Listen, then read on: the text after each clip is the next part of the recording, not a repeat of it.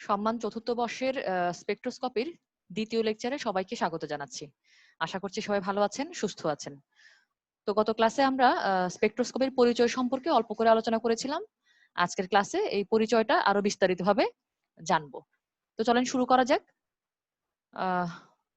তো গত ক্লাসে বলেছিলাম স্পেকট্রোস্কোপি হলো সেই টেকনিক বা মেথড যার দ্বারা আমরা যে কোনো পদার্থের স্ট্রাকচারকে তার স্পেকট্রার মাধ্যমে আইডেন্টিফাই করি। অর্থাৎ স্পেকট্রোস্কোপি হলো সায়েন্সের ওই টেকনিক যার দ্বারা আমরা যে কোনো বস্তু সম্পর্কে যে স্টাডি করি তা ওই বস্তু দ্বারা সৃষ্ট বর্ণালীর মাধ্যমে করি। বোঝা গেছে? তো এই মেথডে হচ্ছে একটা কোনো মৌল বা যৌগের সাথে, হ্যাঁ, কোনো মৌল বা যৌগের সাথে ইলেকট্রোম্যাগনেটিক রেডিয়েশনের কি করা হয়, ইন্টারাকশন ঘটানো হয়। ইন্টারাকশন ঘটার পরে এই স্যাম্পলের মধ্যে দিয়ে যে রেডিয়েশন, এই স্যাম্পলের মধ্যে দিয়ে হচ্ছে কি হয় বলেন তো, রেডিয়েশন পাস হয়। এই এই এই রেডিয়েশনে পাস হওয়া রেডিয়েশন গুলাকে আমরা যদি কোনো ফটোগ্রাফিক প্লেটের উপরে ফেলি, পাস হওয়া রেডিয়েশন গুলোকে আমরা যখন কোনো ফটোগ্রাফিক প্লেটের উপরে ফেলি, তখন এই ফটোগ্রাফিক প্লেটের উপরে যা সৃষ্টি হয় বা যা দেখতে পাওয়া যায়, যা উৎপন্ন হয়, সেটাই হচ্ছে এই স্যাম্পলের কি বলেন তো, বর্ণালী। এই বর্ণালীকেই আমরা অ্যানালাইসিস করে স্টাডি করে আমরা হচ্ছে যে কি এই স্যাম্পল সম্পর্কে আমাদের যা জানা দরকার, যে ইনফরমেশন আমাদের জানা দরকার, হ্যাঁ, সেটা আমরা বের করি। তাহলে কি হলো? তাহলে আমি আবার বলছি যে স্পেকট্রোস্কোপি হলো বিজ্ঞানের ওই শাখা, হ্যাঁ, যে শাখায় হচ্ছে কি কোনো যৌগ বা মৌলের স্ট্রাকচার সম্পর্কে, হ্যাঁ, গঠন সম্পর্কে, হ্যাঁ, বা মৌল বা যৌগকে শনাক্ত করা হয় তাদের দ্বারা সৃষ্ট হচ্ছে কি বর্ণালীর মাধ্যমে। এই বর্ণালী আমরা কিভাবে পাই? প্রথমে আমরা যে স্যাম্পল সম্পর্কে জানতে চাচ্ছি সেই স্যাম্পলকে ইলেকট্রোম্যাগনেটিক রেডিয়েশনের সাথে আমরা ইন্টারাকশন ঘটাই। ইন্টারাকশনের পরে ওই ওই ওই স্যাম্পলের মধ্যে দিয়ে যে রেডিয়েশন, বিকিরণ পাস হয়, হ্যাঁ, প্রবাহিত হয়, ওই বিকিরণকে আমরা যখন কোনো ফটোগ্রাফিক প্লেটের উপরে ফেলবো, ওই ফটোগ্রাফিক প্লেটের উপরে যে বিষয়টা তৈরি হবে, যে বিষয়টা আমরা দেখতে পাবো, সেটাই হচ্ছে ওই স্যাম্পলের বর্ণালী। আর এই বর্ণালী অ্যানালাইসিস করেই, বিশ্লেষণ করেই আমরা ওই স্যাম্পল সম্পর্কে আমাদের যা জানা দরকার সেটা আমরা বের করব। বোঝা গেল? তো এখন অবধারিতভাবে প্রশ্ন চলে আসছে, তড়িৎচুম্বকীয় তরঙ্গ কি, মানে হোয়াট ইজ ইলেকট্রোম্যাগনেটিক রেডিয়েশন। ঠিক আছে? তো দেখেন, ইলেকট্রোম্যাগনেটিক রেডিয়েশন থেকে আপনাদের তেমন একটা প্রশ্ন আসে না, কিন্তু স্পেকট্রোস্কোপি সম্পর্কে আপনাদের খুব মানে স্পেকট্রোস্কোপিকে সম্পর্কে মানে খুব বিস্তারিতভাবে জানতে হলে, মানে স্পেকট্রোস্কোপি সম্পর্কে পড়াশোনা করতে হলে আসলে ইলেকট্রোম্যাগনেটিক রেডিয়েশন সম্পর্কে আপনাদের খুব ডিটেইলে জানতে হবে। ইলেকট্রোম্যাগনেটিক রেডিয়েশনকে খুব ভালোভাবে জানতে হবে, এবং ইলেকট্রোম্যাগনেটিক স্পেকট্রাম, তড়িৎচুম্বকীয় বিকিরণ এবং তড়িৎচুম্বকীয় বর্ণালী, এই দুটো সম্পর্কে আপনাদের খুব ভালো দখল থাকতে হবে। এটা ছাড়া আপনারা স্পেকট্রোস্কোপিতে খুব বেশি দূর আগাতে পারবেন না। তো আজকে এখন হচ্ছে যে কি দেখি আমরা যে ইলেকট্রোম্যাগনেটিক রেডিয়েশন কি, ইলেকট্রোম্যাগনেটিক স্পেকট্রাম বিষয়টা কি। ঠিক আছে? চলেন। তো দেখেন, ইলেকট্রোম্যাগনেটিক রেডিয়েশন মানে তড়িৎচুম্বকীয় তরঙ্গ হচ্ছে কি শক্তির একটা রূপ। মানে ইলেকট্রোম্যাগনেটিক রেডিয়েশন হচ্ছে ফর্ম অফ এনার্জি। দেখেন, আমরা বলি না যে শব্দ এক ধরনের শক্তি, ইলেকট্রোম্যাগনেটিক রেডিয়েশনও, তড়িৎচুম্বকীয় তরঙ্গ হচ্ছে, বিকিরণও হচ্ছে এক ধরনের শক্তি। এটা ইলেকট্রোম্যাগনেটিক রেডিয়েশন চলাচলের জন্য, হ্যাঁ, গতিশীল হওয়ার জন্য কোনো মাধ্যমের প্রয়োজন হয় না। মাধ্যম থাকলেও এটি চলাচল করতে পারবে, হ্যাঁ, তারপরে হচ্ছে মাধ্যম না থাকলেও পারবে, শূন্য মাধ্যমে এটি গতিশীল থাকতে পারে। হ্যাঁ, এর গতি হচ্ছে যে কি আলোর যে গতি, হ্যাঁ, 3 × 10⁸ মিটার/সেকেন্ড। আলোর গতিতে এটি হচ্ছে যে কি গতিশীল থাকে। বোঝা গেল? ইলেকট্রোম্যাগনেটিক রেডিয়েশন দেখেন, নামটা একটু দেখেন, নাম হচ্ছে কি বলেন তো, ইলেকট্রোম্যাগনেটিক রেডিয়েশন। তার মানে ইলেকট্রো মানে কি? ইলেকট্রো মানে হচ্ছে ইলেকট্রিক ফিল্ড, তড়িৎ ক্ষেত্র, ইলেকট্রিক ফিল্ড। আর ম্যাগনেটিক মানে কি? ম্যাগনেটিক মানে হচ্ছে ম্যাগনেটিক ফিল্ড, চুম্বক ক্ষেত্র। তো তাহলে কি হলো বিষয়টা? তার মানে তড়িৎ চুম্বকীয় বিকিরণ এমন এক ধরনের বিকিরণ যে বিকিরণে হচ্ছে যে কি চুম্বক ক্ষেত্র এবং তড়িৎ ক্ষেত্র থাকে। কিভাবে থাকে? তড়িৎ চুম্বকীয় তরঙ্গ, ইলেকট্রোম্যাগনেটিক রেডিয়েশন এমন এক ধরনের রেডিয়েশন যেখানে যার সাথে ইলেকট্রিক ফিল্ড এবং ম্যাগনেটিক ফিল্ড অ্যাসোসিয়েটেড থাকে। কিভাবে থাকে? পরস্পর লম্বভাবে আন্দোলিত অবস্থায় থাকে। পরস্পরের লম্বভাবে ওরা আন্দোলিত হয়। এই যে এটা হচ্ছে পারপেন্ডিকুলার সাইন, লম্ব সাইন এটা, ঠিক আছে? পরস্পরের লম্বভাবে আন্দোলিত থাকে এবং ইলেকট্রোম্যাগনেটিক রেডিয়েশনের গতি যেদিকে গতি থাকবে, যেদিকে সে গতিশীল থাকবে, সেই গতির দিকের সাথে কিন্তু ম্যাগনেটিক ফিল্ড আর ইলেকট্রিক ফিল্ড আবার হচ্ছে যে কি লম্বভাবে থাকবে। তার মানে কি এই তিনটা বিষয়, মানে ইলেকট্রিক ফিল্ড মানে ম্যাগনেটিক ফিল্ড মানে তড়িৎ ক্ষেত্র, চৌম্বক ক্ষেত্র এবং ইলেকট্রোম্যাগনেটিক রেডিয়েশনের গতির যে দিক, তারা তিনটাই হচ্ছে তিনটা বিষয় হচ্ছে পরস্পরের লম্বভাবে থাকে। এটাই হচ্ছে ইলেকট্রোম্যাগনেটিক রেডিয়েশনের ফিচার। বোঝা গেল?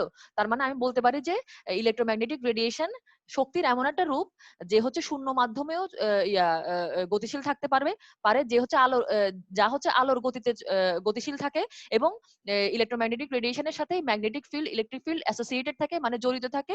জড়িত কিভাবে থাকে? পরস্পরের লম্বভাবে আন্দোলিত অবস্থা থাকে, তরঙ্গাকারে আন্দোলিত অবস্থা থাকে, আন্দোলিত হয়। এবং এই দুইটা বিষয়, এই দুইটা ক্ষেত্র ইলেকট্রোম্যাগনেটিক রেডিয়েশনের গতির দিকের সাথে আবার লম্বভাবে থাকে। তার মানে দেখেন একটু, তার মানে দেখেন তিনটা বিষয় লম্বভাবে আছে। তার মানে কি আমি তিনটা অক্ষ, অবভিয়াসলি আমি তিনটা অক্ষই নিতে পারবো, তাই না? তাহলে দেখেন এটা যদি এক্স অক্ষ হয়, এইটা যদি ওয়াই অক্ষ হয়, হ্যাঁ, আর এটা যদি আমার জেড অক্ষ হয়, ঠিক আছে? তো এক্স অক্ষে তরঙ্গাকারে আন্দোলিত হচ্ছে ইলেকট্রিক ফিল্ড, এটা হচ্ছে ইলেকট্রিক ফিল্ড। আর ওয়াই অক্ষে হচ্ছে ম্যাগনেটিক ফিল্ড, চুম্বক ক্ষেত্র। আর দেখেন এইটাই হচ্ছে ইলেকট্রোম্যাগনেটিক রেডিয়েশনের গতির দিক, এটা হচ্ছে গতির দিক, ঠিক আছে? তাহলে এটা হচ্ছে জেড অক্ষ। তার মানে কি তিনটাই তো পরস্পরের লম্ব অবস্থায় আছে, কারণ তিনটা অক্ষই তো লম্বভাবে থাকে। আমি বিষয়টা আরেকটু দেখাই, এই যে দেখেন এই ছবিটা দেখেন, দেখেন এই যে এটা হচ্ছে এই বিষয়টা হচ্ছে কি বলেন তো? এই বিষয়টা হচ্ছে ইলেকট্রিক ফিল্ড, বলে এক্স অক্ষ, রাইট? ইলেকট্রিক ফিল্ড এক্স অক্ষে আছে ইলেকট্রিক ফিল্ড, দেখেন 90 ডিগ্রিতে আছে এই যে ওয়াই অক্ষে আছে ম্যাগনেটিক ফিল্ড, আর এই দিকে এই পাশে এটা হচ্ছে ইলেকট্রোম্যাগনেটিক রেডিয়েশনের গতির দিক, হ্যাঁ, সেটা কি জেড অক্ষ। তার মানে দেখেন এরা পরস্পর সবার সাথে দেখেন লম্ব, সবার সাথেই লম্ব। দেখেন এটাতে, দেখেন এখানে আরো স্পষ্ট দেখা যাচ্ছে, এখানে সামনে থেকে দেখা যাচ্ছে এই যে এক্স অক্ষ, এই যে ওয়াই অক্ষ, আর এই যে জেড অক্ষ, দেখেন লম্ব, পরস্পরের সাথে লম্ব। তো এটাই হচ্ছে ইলেকট্রোম্যাগনেটিক রেডিয়েশনের ফিচার, ঠিক আছে? তো এখন আমাদের যে স্যাম্পল, মানে আমরা যে স্যাম্পল সম্পর্কে ইনফরমেশন বের করতে যাচ্ছি বা জানতে যাচ্ছি, হ্যাঁ, বা শনাক্ত করতে যাচ্ছি, সেটা যৌগ হইতে পারে, সেটা মৌল হইতে পারে। তো সেই পদার্থ, সেই স্যাম্পলটা শুধুমাত্র এই ইলেকট্রোম্যাগনেটিক রেডিয়েশনের শুধুমাত্র ইলেকট্রিক ফিল্ডের সাথে সে হচ্ছে ইন্টারঅ্যাক্ট করে, মানে সেই ইন্টারাকশনে যায় শুধুমাত্র ইলেকট্রিক ফিল্ডের সাথে। তো এই জন্য আমি এই কমপ্লেক্স যে ছবিটা, এখান থেকে শুধুমাত্র ইলেকট্রিক ফিল্ডটাকে আলাদা করে নিয়ে দেখেছি। আমি এখানে ইলেকট্রিক ফিল্ডটাকে এই কালো কালো যে তরঙ্গটা দেখছেন, এই কালো তরঙ্গটা হচ্ছে ইলেকট্রিক ফিল্ড। তো আমি শুধুমাত্র এটাকে আলাদা করে নিয়ে আসছি, ঠিক আছে? তো দেখেন এটা হচ্ছে এক্স অক্ষ, আর এটা হচ্ছে জেড অক্ষ, এটা হচ্ছে দিক, গতির দিক। তো দেখেন এই যে তরঙ্গের সবচেয়ে উঁচু যে জায়গাটা, হ্যাঁ, উপরের যে উঁচু দিকের অংশটা সেটাকে বলে ক্রেস্ট, আর নিচের দিকে একদম গভীরের যে অংশটা সেটাকে বলে ট্রাফ। দুইটা পরপর দুইটা ক্রেস্ট কিংবা পরপর দুইটা ট্রাফের মাঝখানের যে দূরত্ব সেটাকে বলে তরঙ্গ দৈর্ঘ্য, যাকে ল্যামডা দিয়ে আমরা প্রকাশ করি, হ্যাঁ। এটার একক ন্যানোমিটারে প্রকাশ হইতে পারে, অ্যাংস্ট্রম হইতে পারে, হ্যাঁ, মাইক্রোমিটারও হইতে পারে। আমি যদি কথাটা বইয়ের ভাষায় বলি তাহলে বিষয়টা কেমন হবে, যে পরপর দুটি তরঙ্গ শীর্ষের কিংবা তরঙ্গ খাদের কি মধ্যবর্তী দূরত্বকে তরঙ্গ দৈর্ঘ্য বলে, যাকে ল্যামডা দ্বারা প্রকাশ করা হয়। আর এখন আর একটা বিষয় কি, সেটা হচ্ছে ফ্রিকোয়েন্সি, রাইট? তো ফ্রিকোয়েন্সি কি তরঙ্গ সংখ্যা, ফ্রিকোয়েন্সিকে ডিনোট করা হয় হচ্ছে নিউ। হ্যাঁ, তো এই যে ফ্রিকোয়েন্সি কি তরঙ্গের মধ্যে অবস্থিত যে কোনো বিন্দু দিয়ে তরঙ্গের মধ্যে অবস্থিত আপনি যে কোনো বিন্দু, হ্যাঁ, যে কোনো বিন্দু দিয়ে 1 সেকেন্ডে যতগুলো পূর্ণ তরঙ্গ প্রবাহিত হয়, বা আপনি কথাটা কিভাবে বলতে পারেন যে 1 সেকেন্ডে যতগুলো ল্যামডা প্রবাহিত হয়, সেই সংখ্যাকে বলে হচ্ছে যে কি ফ্রিকোয়েন্সি। ফ্রিকোয়েন্সি আর তরঙ্গ দৈর্ঘ্যের একটা সম্পর্ক আছে, সেটা কেমন? ব্যস্তানুপাতিক সম্পর্ক। ফ্রিকোয়েন্সি ইজ প্রপোর্শনাল টু 1/λ, অর্থাৎ ফ্রিকোয়েন্সি আর ল্যামডার মধ্যে তরঙ্গ দৈর্ঘ্যের, মানে তরঙ্গ সংখ্যা এবং তরঙ্গ দৈর্ঘ্যের মধ্যে সম্পর্ক হচ্ছে ব্যস্তানুপাতিক সম্পর্ক। এটা কোত্থেকে আসছে দেখেন, আমরা জানি ফ্রিকোয়েন্সি ইকুয়াল টু c/λ, আর হচ্ছে যে কি সিটা কি কনস্ট্যান্ট। তো কনস্ট্যান্ট হলে আমি যদি কনস্ট্যান্ট সরাই দিই তাহলে সমানুপাতিক চিহ্ন চলে আসবে। বোঝা গেল? তার মানে কোন তরঙ্গের যদি তরঙ্গ সংখ্যা বেশি হয়, তার তরঙ্গ দৈর্ঘ্য কি হবে বলেন তো? তার তরঙ্গ দৈর্ঘ্য কম হবে। আর কোন তরঙ্গের যদি তরঙ্গ সংখ্যা কম হয় তাহলে তার তরঙ্গ দৈর্ঘ্য হচ্ছে বেশি হবে। এটা ব্যস্তানুপাতিক সম্পর্ক। আচ্ছা, আমি বলছিলাম বারবার যে ইলেকট্রোম্যাগনেটিক রেডিয়েশন একটা শক্তির একটা মানে ইলেকট্রোম্যাগনেটিক রেডিয়েশন আর কিছুই না, এটা একটা শক্তি। তো এই শক্তির ভ্যালুটা কেমন, শক্তির মানটা কেমন? দেখেন এটা যদি ও শক্তির সাইন হয় তাহলে শক্তির মানটা হবে h নিউ, রাইট? তাহলে আমরা এখান থেকে লিখতে পারি h c/λ, এটা লিখতে পারি। তো দেখেন বিষয়টা কেমন দাঁড়ালো, ই ইজ প্রপোর্শনাল টু, মানে ই হচ্ছে তরঙ্গ সংখ্যার ফ্রিকোয়েন্সির সমানুপাতিক, আর ই হচ্ছে কি বলেন তো তরঙ্গ দৈর্ঘ্যের হচ্ছে ব্যস্তানুপাতিক, তাই না?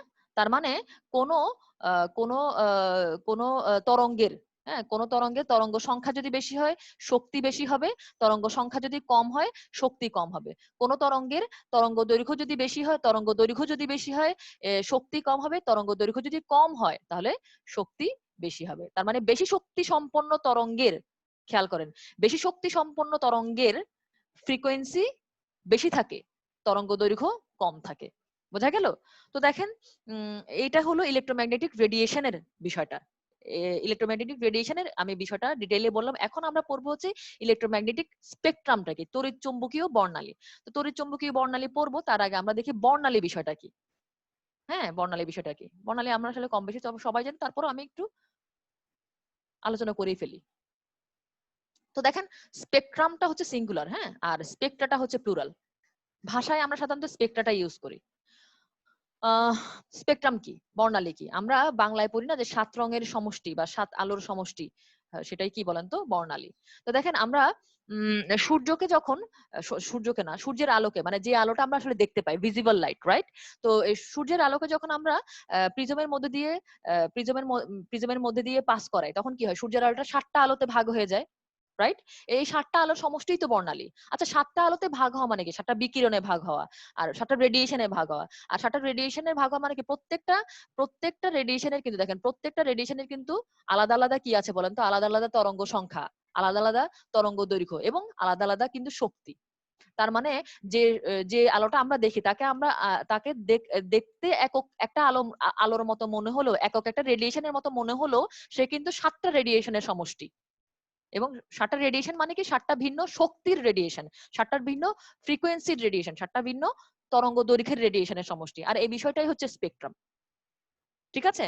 তো ইলেকট্রোম্যাগনেটিক রেডিয়েশনও কিন্তু বিষয়টা এরকম। ইলেকট্রোম্যাগনেটিক রেডিয়েশন কিন্তু একক কোনো রেডিয়েশন না। ইলেকট্রোম্যাগনেটিক রেডিয়েশনের মধ্যেও কিন্তু এই ভিন্ন ভিন্ন তরঙ্গ সংখ্যার, ভিন্ন ভিন্ন তরঙ্গ দৈর্ঘ্যের এবং ভিন্ন ভিন্ন শক্তির হচ্ছে রেডিয়েশন থাকে। এই এই এই ভিন্ন শক্তির রেডিয়েশন গুলোকে যখন আমরা সাজাই, হ্যাঁ, তাদের শক্তির মান অনুযায়ী সাজাই, তখনই পাওয়া যায় হচ্ছে, এটাকেই বলে হচ্ছে ইলেকট্রোম্যাগনেটিক স্পেকট্রাম বা তড়িৎ চুম্বকীয় বর্ণালী। বুঝতে পেরেছেন? তো বিষয়টা কেমন দেখেন, দেখেন আমি যদি সাজাই তখন বিষয়টা এরকম হবে, দেখেন। তার মানে আমি আবারও বলছি, ইলেকট্রোম্যাগনেটিক রেডিয়েশন কিন্তু একক কোনো বিকিরণ না, এর মধ্যে কিন্তু বিভিন্ন তরঙ্গ দৈর্ঘ্যে, বিভিন্ন তরঙ্গ সংখ্যার এবং বিভিন্ন শক্তির রেডিয়েশন হচ্ছে যে কি মিলেমিশে থাকে। বোঝা গেল? তো দেখেন আমি এখানে শক্তির ভ্যালু অনুযায়ী সাজিয়েছি। হ্যাঁ, শক্তি এখান বাম থেকে ডান দিকে গেলে শক্তি কমছে। তো বামে কি আছে, কসমিক রে, গামা রে, এরপর আছে এক্স রে, মানে যেভাবে যাচ্ছে সেভাবে সিরিয়ালি যেভাবে যাচ্ছে সেভাবে হচ্ছে শক্তির ভ্যালু কমছে। তো দেখেন কসমিক রে হচ্ছে 10⁻7 ইলেকট্রোভোল্ট, গামা হচ্ছে 10⁻7 থেকে 10⁻5 ইলেকট্রোভোল্ট। কি পরিমাণ শক্তি খেয়াল করেন, ইলেকট্রোভোল্টে কিন্তু, হ্যাঁ, 10⁻5 থেকে 10⁻3 ইলেকট্রোভোল্ট।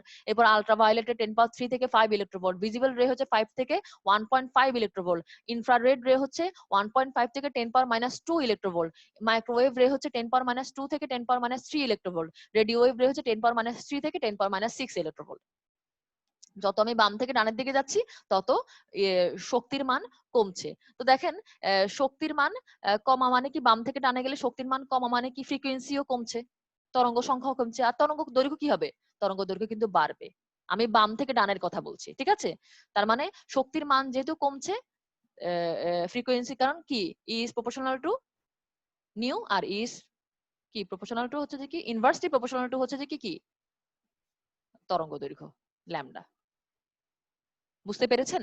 তো আমাদের এই যে স্যাম্পল, হ্যাঁ, আমরা যে যৌগ সম্পর্কে বা যে মৌল নিয়ে আমরা অ্যানালাইসিস করব, হ্যাঁ, তো এই আমাদের যে স্যাম্পলটা, সে কিন্তু এই ইলেকট্রোম্যাগনেটিক স্পেকট্রামের যে কোনো মানে যে কোনো শক্তির বিকিরণ সে শোষণ করতে পারে, রাইট? যে কোনো শক্তির, হ্যাঁ, যে সে বিকিরণ হচ্ছে শোষণ করতে পারে, যে কোনো শক্তির শোষণ করতে পারে। এবং সবচেয়ে মজার বিষয় হচ্ছে এই স্যাম্পলটা যে শক্তির বিকিরণ সে শোষণ করবে, যে শক্তির বিকিরণ সে শোষণ করবে, সেই একই শক্তির বিকিরণ সে নির্গতও করবে। তার মানে আমরা মানে আমরা বস্তুর সাথে যখন ইলেকট্রোম্যাগনেটিক রেডিয়েশনের ইন্টারাকশন ঘটাই, তখন আমরা দুই ধরনের বর্ণালী পাবো। বুঝতে পেরেছেন? দুই ধরনের বর্ণালী পাবো না? কি সেটা? একটা হচ্ছে শোষণ বর্ণালী বা অ্যাবজর্পশন স্পেকট্রাম, আরটা হচ্ছে বিকিরণ বর্ণালী বা এমিশন স্পেকট্রাম। শোষণ বর্ণালী বা অ্যাবজর্পশন স্পেকট্রাম আর বিকিরণ বর্ণালী বা এমিশন স্পেকট্রাম। বিকিরণ মানে নির্গমন বর্ণালী, সরি, নির্গমন বর্ণালী, বিকিরণ বর্ণালী না, নির্গমন বর্ণালী, ঠিক আছে, নির্গমন বর্ণালী বা এমিশন স্পেকট্রাম। তো এমিশন স্পেকট্রাম, অ্যাবজর্পশন স্পেকট্রাম, এরা আবার দুই ধরনের, প্রত্যেকে একই রকম। একটা হচ্ছে মানে বর্ণালী, তো মানে বর্ণালীর বিষয়টা কেমন দেখবেন আপনি, ফটোগ্রাফিক প্লেটে যে বর্ণালীটা তৈরি, মানে আপনি বর্ণালীটা তৈরি হবে, হ্যাঁ, ওই বর্ণালীটা আপনি কয় রকম দেখতে পারবেন। দেখেন, আপনি কন্টিনিউয়াস স্পেকট্রাম পাইতে পারেন, মানে অবিচ্ছিন্ন বর্ণালী, হ্যাঁ, কোনো এই বর্ডার নাই, একদম প্লেন, একদম পেয়ে গেলেন, অবিচ্ছিন্ন বর্ণালী পাইতে পারেন। আবার আপনি বিচ্ছিন্ন বর্ণালীও পাইতে পারেন। বুঝতে পেরেছেন? বিচ্ছিন্ন বর্ণালী আপনি দুই ধরনের পাইতে পারেন, হ্যাঁ, একটা হচ্ছে রেখার মতো পাইতে পারেন, লাইন স্পেকট্রাম, আর আপনি ব্যান্ডের মতো, রেখার মতো পাইতে পারেন, এরকম রেখার মতো বর্ণালী পাইতে পারেন ফটোগ্রাফিক প্লেটে, আর ব্যান্ডের মতো পাইতে পারেন। ব্যান্ডের মতো বিষয়টা কি, এরকম পাইতে পারেন। বিচ্ছিন্ন তো বিচ্ছিন্ন তো এরকম হবে, কন্টিনিউয়াস হলে তো ধরেন এরকম হইতে থাকবে, মানে এরকম থাকবে, কোনো ফাঁকা ফোকা থাকবে না, এরকম কন্টিনিউয়াস মানে এরকম পাইতেই থাকবেন। কিন্তু বিচ্ছিন্ন হলে তো ফাঁকা থাকবে ওরা, এরকম ব্যান্ডের মতো পাবেন। ব্যান্ড বর্ণালীও পাওয়া যাবে, লাইন স্পেকট্রাম পাওয়া যাবে কোথায়, যদি আপনার বর্ণালী হচ্ছে ডিসকন্টিনিউয়াস, বিচ্ছিন্ন হয়। বোঝা গেল? অ্যাবজর্পশনের ক্লাসিফিকেশন গুলোও same, continuous spectrum, discontinuous spectrum আবার দুই ধরনের, লাইন স্পেকট্রাম আর হচ্ছে ব্যান্ড স্পেকট্রাম। তো চলেন এগুলা নিয়ে আমরা একটু ডিটেইলে পড়ি। এমিশন স্পেকট্রামটা কি, প্রথমে আমরা সেটা দেখি, ঠিক আছে? যখন কোনো বস্তুকে প্রচুর পরিমাণ শক্তি দেওয়া হয়, যখন কোনো বস্তুকে এই পরিমাণ শক্তি দেওয়া হয় যে মানে তার থেকে হচ্ছে যে কি মানে দীপ্তি বের হয়, আভা বের হয়, আলোর ছটা বের হয়। যেমন আমরা লোহাকে গরম করি না, লোহাকে গরম করতে করতে এমন একটা স্টেট আসে না যে লোহা থেকে লাল রঙের আভা বের হচ্ছে, এরকম বিষয়টা। যখন কোনো বস্তুকে তার তাপ দীপ্তি পর্যন্ত উত্তপ্ত করা হয় বা বস্তুকে প্রচুর পরিমাণ শক্তি দেওয়া হয়, এবং এই শক্তি দেওয়ার পর যখন বস্তুকে ঠান্ডা হতে দেওয়া হয়, এই যে এখানে যে আমাদের স্যাম্পলটা আছে, হ্যাঁ, এই স্যাম্পলটাকে প্রচুর পরিমাণে হিট দেওয়া হচ্ছে, হিট দেওয়ার পরে একদম মানে প্রচুর পরিমাণে একদম তাপ দীপ্তি পর্যন্ত যখন তাকে এনার্জি দেওয়া হয়, এনার্জি দেওয়ার পর যখন তাকে ঠান্ডা হইতে দেওয়া হয়, এই ঠান্ডা হওয়ার প্রসেসে মানে ঠান্ডা হওয়ার সময় এই বস্তু থেকে, খেয়াল করেন, বস্তু থেকে বিকিরণ নির্গত হয়। আমি আবারও বলছি, যখন কোনো বস্তুকে তার একেবারে তাপ দীপ্তি পর্যন্ত প্রচুর পরিমাণ শক্তি বা তাপ দেওয়া হয়, তাপ দেওয়ার পর যখন বস্তুটিকে ঠান্ডা হতে দেওয়া হয়, এই ঠান্ডা হওয়ার সময় বস্তু থেকে বিকিরণ নির্গত হয়। এই নির্গত হওয়া বিকিরণ গুলোকে যখন আমরা কোনো ফটোগ্রাফিক প্লেটের উপর ফেলবো, তখন ওই ফটোগ্রাফিক প্লেটের উপরে যে ধরনের বর্ণালী আমরা দেখতে পাবো, সেই বর্ণালীকে বলে এমিশন স্পেকট্রাম বা নির্গমন বর্ণালী। বোঝা গেল? ঠিক আছে? তো দেখেন এই বর্ণালী, তো এখন দেখেন এই বর্ণালী কিন্তু ধরেন কেমন হবে, যদি কন্টিনিউয়াস হয় তাহলে কন্টিনিউয়াস এর মতো পাবো, আর যদি ডিসকন্টিনিউয়াস হয় তাহলে হয় লাইন পাবো, এরকম লাইনের মতো পাবো, নাইলে এরকম দেখেন এরকম লাইনের মতো পাবো, নাইলে এরকম ব্যান্ডের মতো পাবো। বুঝতে পেরেছেন? মানে ফটোগ্রাফিক প্লেটে যে নির্গমন বর্ণালীটা তৈরি হবে, সেটা কি রকম তৈরি হইতে পারে আমি সেটা বলছি। কন্টিনিউয়াস হলে তো কন্টিনিউয়াস, মানে আমার যৌগ যদি কন্টিনিউয়াস স্পেকট্রাম, আমার যৌগ যেমন হবে, যৌগ যেরকম বর্ণালী নির্গমন করবে সেরকম আমি পাবো। যদিও কন্টিনিউয়াস স্পেকট্রাম পাওয়া যায় তাহলে কন্টিনিউয়াস হবে, যদি লাইন হয় তাহলে লাইন হবে, আর যদি ব্যান্ডের মতো হয় তাহলে ব্যান্ড হবে। বুঝতে পেরেছেন? এখন ইম্পর্টেন্ট কথা হচ্ছে এটা, যে এখানে মানে নির্গমন বর্ণালীতে আমরা যে ফটোগ্রাফিক প্লেটটা ইউজ করি, সেটার ব্যাকগ্রাউন্ড হচ্ছে ব্ল্যাক হয়। সেই ব্যাকগ্রাউন্ডটা ব্ল্যাক হয়, মানে আমরা একটা ব্ল্যাক ব্যাকগ্রাউন্ডে আমরা হচ্ছে বর্ণালী হচ্ছে তো উৎপন্ন হয়, এটা ব্ল্যাক ব্যাকগ্রাউন্ডে বর্ণালী তৈরি হয়। তো দেখেন, খেয়াল করেন, রেডিয়েশনটা কি? রেডিয়েশন তো বিকিরণ, রাইট? তো বিকিরণ কি? ব্রাইট হয়, বিকিরণ হয় ব্রাইট, তাই না? বিকিরণ তো ব্রাইটই হবে, রাইট? বিকিরণ হচ্ছে ব্রাইট। আর আমরা যে ফটোগ্রাফিক প্লেটটা ইউজ করলাম সেটা হচ্ছে কি, অন্ধকার, ডার্ক। তো এই বিকিরণ এসে পড়লে সেটা কি হবে? ব্রাইট, ব্রাইট হবে না? বিকিরণ গুলো ব্রাইট ব্রাইট কালারের হবে না? মানে বুঝতে পেরেছেন? এখন সেটা যদি লাইন হয় তাহলে এরকম লাইনের মানে ব্রাইট লাইন আমরা পাবো, যদি ব্যান্ড হয় এরকম ব্রাইট ব্যান্ড আমরা পাবো। বুঝতে পেরেছেন? আর বস্তু তো সব মানে বস্তু হচ্ছে সব তরঙ্গ দৈর্ঘ্যের হচ্ছে যে কি, তো ইলেকট্রোম্যাগনেটিক স্পেকট্রামের সব তরঙ্গ দৈর্ঘ্যের সে রেডিয়েশন তো বিকিরণ করবে না। যেগুলা ইলেকট্রোম্যাগনেটিক স্পেকট্রামের যে তরঙ্গ দৈর্ঘ্যের রেডিয়েশন গুলা সে হচ্ছে নির্গত করবে, সেগুলাকে আমরা লাইন আকারে বা ব্যান্ড আকারে দেখব। আর যে তরঙ্গ দৈর্ঘ্যের রেডিয়েশন মানে যেগুলা মানে নির্গত মানে যেগুলো ওর থেকে নির্গত হবে না, বিকৃত হবে না, সেই তরঙ্গ দৈর্ঘ্যের বিকিরণের জায়গাগুলো কি হবে বলেন তো? ফাঁকা থেকে যাবে না? বুঝতে পেরেছেন? মানে ইলেকট্রোম্যাগনেটিক স্পেকট্রামের যে তরঙ্গ দৈর্ঘ্যের বিকিরণ সে নির্গত করলো সেগুলোকে আমরা দেখবো লাইন আকারে বা ব্যান্ড আকারে। যেগুলো করলো না সেগুলোর সেই জায়গাগুলো কিন্তু ফাঁকা থেকে যাবে, মানে ওখানে কোনো বিকিরণ নাই, তার ওখানে কি, ওখানে তো অন্ধকার হয়ে থাকবে। তার মানে ধরেন এই যে ধরেন এই তরঙ্গ দৈর্ঘ্যের বিকিরণটা সে নির্গত করলো, তো এটাকে আমি দেখবো, কিন্তু এর পরবর্তী যদি তরঙ্গ দৈর্ঘ্যের বিকিরণটা সে নির্গত না করে তাহলে সেটাকে আমরা দেখবো না। তাহলে ওই জায়গাটা কি হবে, ডার্ক থাকবে। তার মানে আমি বলতে চাচ্ছি লাইনের দুইটা লাইনের মাঝখানে যে লাইন স্পেক্ট্রার বা দুইটা ব্যান্ড স্পেক্ট্রার মাঝখানের যে জায়গাটা সেটা কি হবে বলেন তো, ডার্ক জোন হবে বা ডার্ক স্পেস হবে। এমিশন স্পেকট্রামে যে ফটোগ্রাফিক প্লেটটা না হয় সেটা ব্ল্যাক ব্যাকগ্রাউন্ডের না হয়, ব্ল্যাক ব্যাকগ্রাউন্ডে ব্রাইট রেডিয়েশন এসে পড়ে, সব যে তরঙ্গ দৈর্ঘ্যের রেডিয়েশন এসে পড়বে সেগুলোকে আমরা লাইন বা ব্যান্ড আকারে দেখব, যেগুলো এসে পড়বে না সেই জায়গাগুলো ফাঁকা থেকে যাবে, এবং ফাঁকা জায়গাগুলো আমরা কি দেখব, ডার্ক জোন বা ডার্ক স্পেস আকারে দেখব। বুঝতে পেরেছেন? এখন বিষয়টা হচ্ছে এটা, এই হলো হচ্ছে নির্গমন বর্ণালী। এখন এরপরে আসেন আমরা কি যেন এটার নাম, অ্যাবজর্পশন মানে শোষণ বর্ণালী নিয়ে একটু পড়ি। শোষণ বর্ণালী হচ্ছে দেখেন, যখন কোনো বস্তুর উপর ইলেকট্রোম্যাগনেটিক রেডিয়েশন ফেলা হয়, খেয়াল করেন আমি কিন্তু এমিশন স্পেকট্রামে কি বলেছি, মানে নির্গমন বর্ণালীতে কি করেছি দেখেন, আমরা বস্তুকে হচ্ছে তাপ দিয়েছি, শক্তি দিয়েছি, এরপর বস্তু থেকে ইলেকট্রোম্যাগনেটিক রেডিয়েশন নির্গত হয়েছে। কিন্তু এখানে দেখেন, এখানে কিন্তু আমাদের যে স্যাম্পল, সেই স্যাম্পলের ওপর আমরা সরাসরি ইলেকট্রোম্যাগনেটিক রেডিয়েশন ফেলছি। এখন দেখেন স্যাম্পলটা তাহলে কেমন হইতে হবে, এখন আমাদের যে স্যাম্পলটা সেটা নিশ্চয়ই এমন হইতে হবে যে যে হচ্ছে যে কি ইলেকট্রোম্যাগনেটিক রেডিয়েশন শোষণ করতে পারে। তার মানে আমাদের যে স্যাম্পলটা সেটা হইতে হবে অবশ্যই কি অ্যাবজর্পশন, কোনো অ্যাবজর্ব করতে পারে এরকম কোন মিডিয়াম হইতে হবে, মানে অ্যাবজর্পশন মিডিয়াম। এখন সেটা হচ্ছে গ্যাসও হইতে পারে, হ্যাঁ, সেটা লিকুইডও হইতে পারে, সেটা সলিডও হইতে পারে। তার মানে আমরা যে স্যাম্পলটা নিব, হ্যাঁ, সেটা বা আমাদের যে অ্যাবজর্পশন মিডিয়ামটা থাকবে, হ্যাঁ, সেই অ্যাবজর্পশন মিডিয়ামের উপরে আমরা যখন ইলেকট্রোম্যাগনেটিক রেডিয়েশন ফেলবো, তো সেই ইলেকট্রোম্যাগনেটিক রেডিয়েশন, আমি বারবার বলছি ইলেকট্রোম্যাগনেটিক রেডিয়েশন কিন্তু কোনো একক কোনো বিকিরণ না, এর মধ্যে কিন্তু ভিন্ন ভিন্ন তরঙ্গ দৈর্ঘ্যের হচ্ছে বিকিরণ আছে, তাই না? তো ইলেকট্রোম্যাগনেটিক রেডিয়েশনের কিছু তরঙ্গ দৈর্ঘ্যের বিকিরণ সে হচ্ছে শোষণ করে রাখবে, সবগুলা সে শোষণ করবে না। যেগুলো শোষণ করে রাখবে সেগুলো তো তার মধ্যে থাকবে শোষিত অবস্থায়, যেগুলো শোষণ করবে না সেগুলা আমাদের স্যাম্পলের মধ্যে দিয়ে ট্রান্সমিট হয়ে যাবে, প্রবাহিত হয়ে যাবে। ট্রান্সমিট হয়ে যাবে। এই ট্রান্সমিট হওয়া বিকিরণগুলা আমরা যদি কোনো ফটোগ্রাফিক প্লেটের উপরে ফেলি, তখন যে বর্ণালীটা আমরা দেখতে পাবো, যখন যে বর্ণালীটা তৈরি হবে সেটাকেই বলা হয় শোষণ বর্ণালী। বুঝতে পেরেছেন? আমাদের যখন কোনো বস্তুর উপর বা যখন কোনো শোষক মাধ্যমের উপর ইলেকট্রোম্যাগনেটিক রেডিয়েশন ফেলা হয়, তখন সেই শোষক মাধ্যম বা বস্তু ইলেকট্রোম্যাগনেটিক রেডিয়েশনের কিছু তরঙ্গ দৈর্ঘ্যের বিকিরণ শোষণ করবে, বাদ বাকিগুলো ওর মধ্যে দিয়ে প্রবাহিত হয়ে যাবে। প্রবাহিত বর্ণালীগুলোকে যখন কোনো আমরা ফটোগ্রাফিক প্লেটের উপর ফেলবো, সেই ফটোগ্রাফিক প্লেটের উপর যে বর্ণালী তৈরি হবে, উৎপন্ন হবে, তাকেই বলা হয় শোষণ বর্ণালী। তো এখন কথা হচ্ছে যে কি, এই যে মানে বিষয়টা কেমন হবে, রাইট? এটা তো অনেকটা ইসের মতো হয়ে গেল, এমিশনের মতো হয়ে গেল। কিন্তু দেখেন বিষয়টা আমি বলছি, দেখেন এখন এখানে ইম্পর্টেন্ট যে বিষয়টা হচ্ছে সেটা হচ্ছে যে কি, আমরা অ্যাবজর্পশন স্পেকট্রামে মানে শোষণ বর্ণালীতে যে ফটোগ্রাফিক প্লেটটা ইউজ করি সেটা হচ্ছে ব্রাইট ব্যাকগ্রাউন্ড হয়, উজ্জ্বল রঙের হয়। ঠিক আছে? এখন দেখেন আমাদের রেডিয়েশনটা কি, আমাদের রেডিয়েশন ব্রাইট, ঠিক আছে? তো রেডিয়েশন হচ্ছে আমাদের ব্রাইট কালার, ঠিক আছে? তো আমাদের এটাও হচ্ছে ব্রাইট ব্যাকগ্রাউন্ড। তো ব্রাইট ব্যাকগ্রাউন্ডের উপরে ব্রাইট কিছু এসে পড়লে সেটা কি আর দেখা যাবে? দেখেন আপনি যদি সাদা রঙের উপর সাদা রং করেন, আপনি কেউ এবং করার পর কাউকে যদি এসে বলেন যে আমি কি রং করেছি, সে তো দেখবে যে সে তো বুঝতেই পারবে না এখানে কোনো রং করা হয়েছে। সাদার উপরে সাদা করলে তো দেখা যাবে না। আমি বুঝতে পারছেন?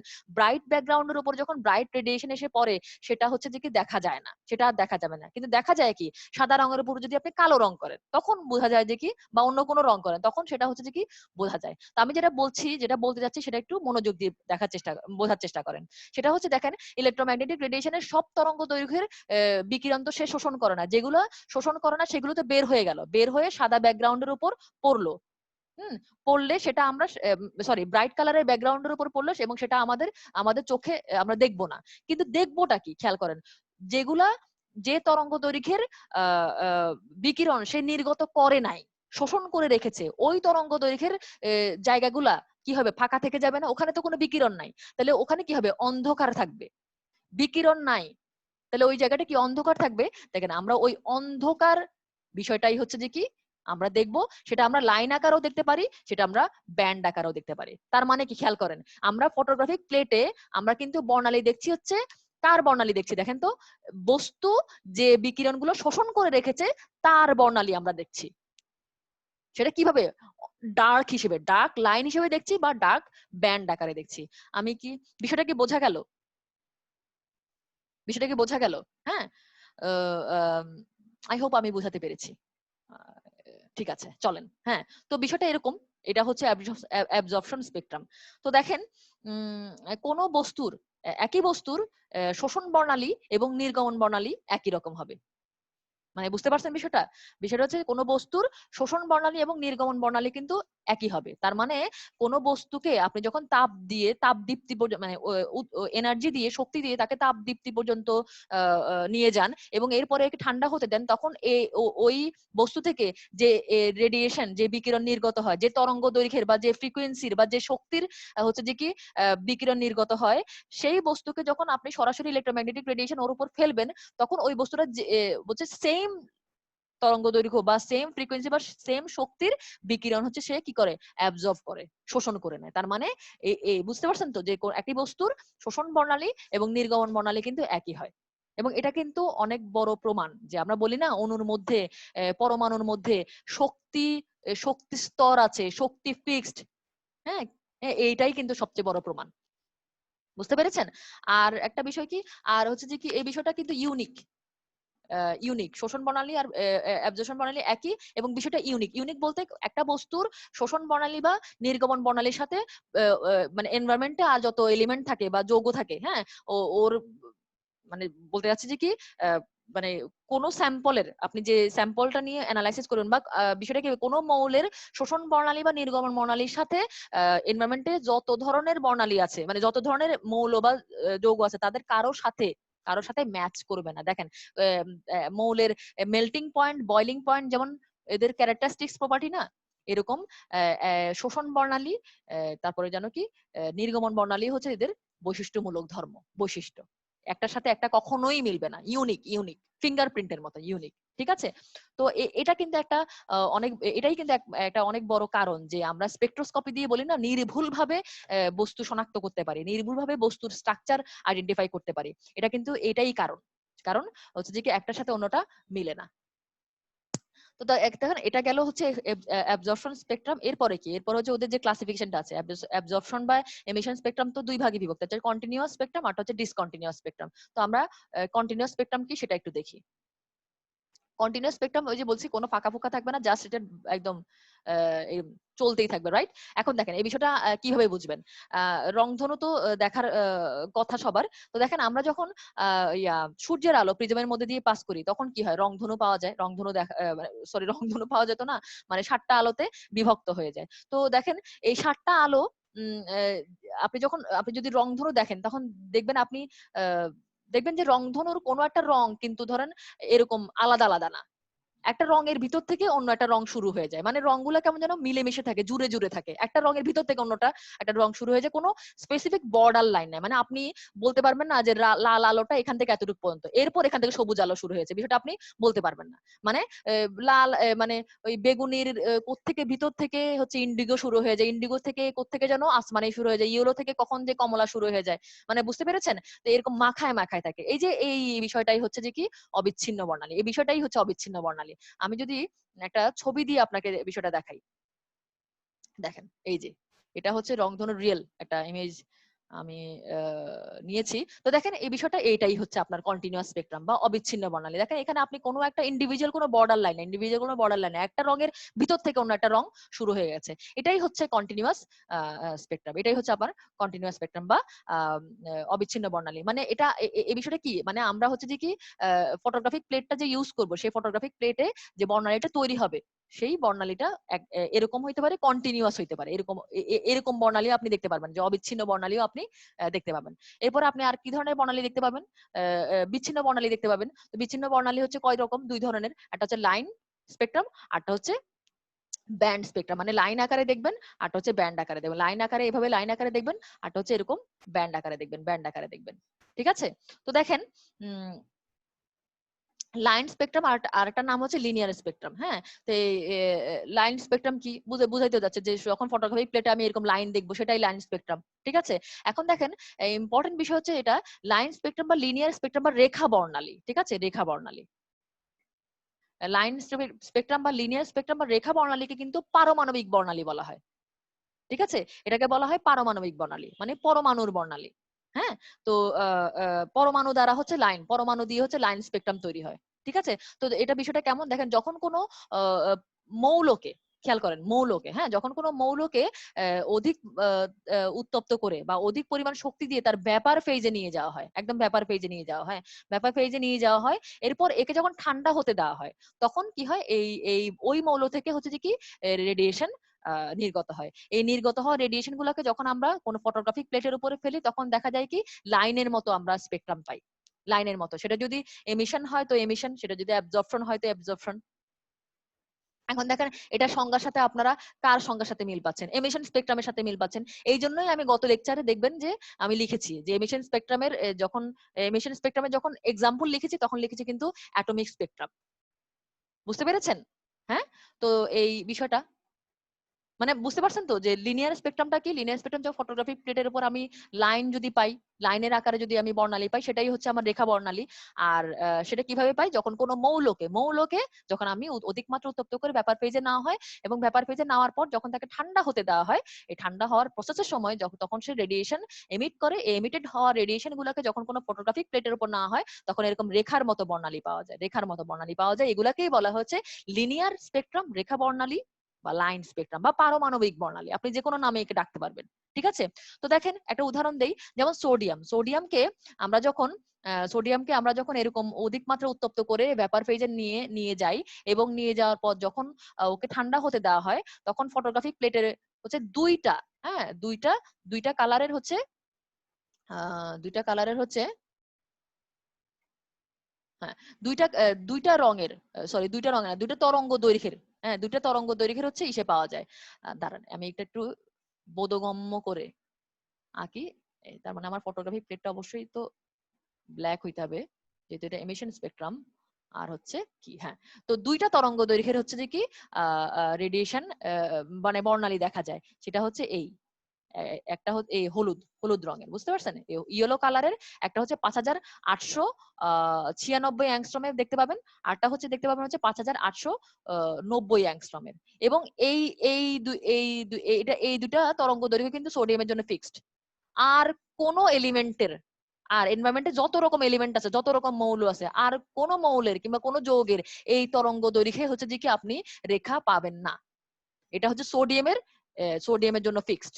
তার মানে কোন ফটোগ্রাফিক প্লেটে বা কোন গ্রাফে যদি আপনি 5890 অ্যাংস্ট্রম এবং 5896 অ্যাংস্ট্রমের দুটো লাইন পান, তাহলেই বুঝতে পারবেন কি এটা সোডিয়াম পরমাণু, সোডিয়াম মৌলের পরমাণু। বোঝা গেছে? তো দেখেন এখন আসি হচ্ছে ব্যান্ড স্পেকট্রামটা কি। হ্যাঁ, ব্যান্ড স্পেকট্রামটা কি? তো দেখেন ব্যান্ড স্পেকট্রাম কে বলা হয় আণবিক বর্ণালী, অণুর বর্ণালী বলা হয়। কেন অণুর বর্ণালী বলা হয়? যখন কোনো স্যাম্পলকে, হ্যাঁ যখন কোনো স্যাম্পলকে আপনি নর্মাল টেম্পারেচারে মানে নর্মাল যে তাপমাত্রা, হ্যাঁ বেশি তাপমাত্রা না, হ্যাঁ কম তাপমাত্রায় যখন আপনারা নর্মাল যে টেম্পারেচার থাকে আর কি, হ্যাঁ আমাদের রেঞ্জের মধ্যে যে টেম্পারেচারটা থাকে, যে তাপমাত্রাটা থাকে, সেই তাপমাত্রায় যদি আপনি কোনো স্যাম্পলের কোনো যৌগের হচ্ছে আপনি বর্ণালী নেন, তখন ওই বর্ণালীটা আপনি পাবেন হচ্ছে ব্যান্ড আকারে বর্ণালী পাওয়া যায়। এরকম ব্যান্ড আকারে বর্ণালী পাওয়া যায়। খেয়াল করেন আমি কিন্তু এখন ডিসকন্টিনিউয়াস স্পেকট্রামে আছি, তো আমি কিন্তু এরকম বিচ্ছিন্ন করেই আঁকবো। ব্যান্ড আকারে বর্ণালী পাওয়া যায় এই একই স্যাম্পলের আপনি একই স্যাম্পলকে যদি আপনি অধিক মাত্রা উত্তপ্ত করলেন, অধিক মাত্রা উত্তপ্ত করলে তখন যে বর্ণালী পাওয়া যায়, তখন এই ব্যান্ড স্পেকট্রামটা আর পাওয়া যায় না, তখন দেখা যায় কি এরকম রেখার মতো বর্ণালী পাওয়া যায়। তার মানে কি? তার মানে হচ্ছে নিশ্চয়ই আমাদের যে যে যৌগটা, যে অণুটা, তাকে অধিক মাত্রা উত্তপ্ত করার ফলে অণু কি হয়ে গেছে বলেন তো? পারমাণবিক স্টেটে, পরমাণুতে পরিণত হয়েছে। মানে আণবিক অবস্থাটা পারমাণবিক স্টেটে কনভার্ট হয়েছে। এই জন্যই তো আমি রেখার মতো বর্ণালী পাচ্ছি। তাহলে আমি এখান থেকে ডিসিশনে আসতে পারি না যে ব্যান্ড স্পেকট্রামটা হচ্ছে অণুর স্পেকট্রাম বা আণবিক বর্ণালী? এবং এবং এবং আসলেই তাই দেখা গেছে। আপনি যখন বর্ণালীকে এরকম এরকম বর্ণালীকে এইরকম বর্ণালীগুলোকে যখন হাই রেজলিউশনের স্পেকট্রোমিটার দিয়ে দেখা হয়েছে, তখন দেখা গেছে যে এরকম অসংখ্য ক্ষুদ্র ক্ষুদ্র রেখা, অসংখ্য ক্ষুদ্র রেখা পরস্পরের একেবারে কাছাকাছি পাশাপাশি থেকে থেকে থেকে থেকে এরকম ব্যান্ডের মতো তৈরি করেছে।